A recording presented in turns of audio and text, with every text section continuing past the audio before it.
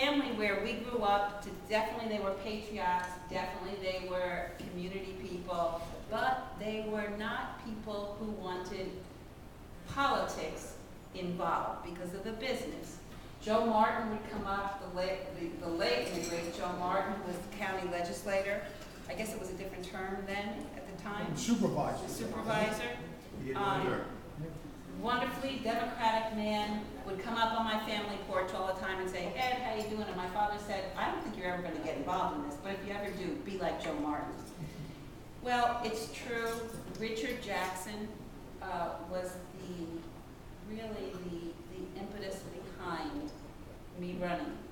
I had great trepidation, although I worked with these, what do we call them? Not politicians.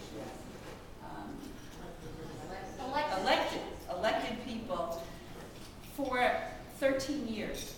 And I watched and I participated, but I learned something from them that it's not really hard, particularly on the local level,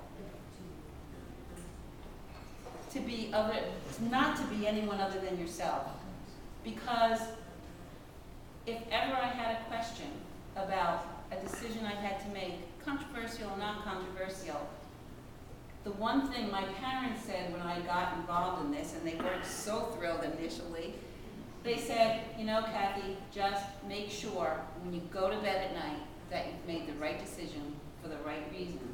And I learned that lesson very, very deeply from the Richards and the Vinnies and the Georges and the Paulas, and all my mentors that I've mentioned, and others. There are certainly others.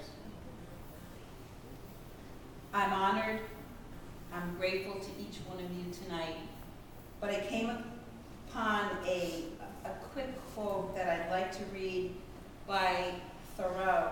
And he said, one is not born into the world to do everything, but to do something.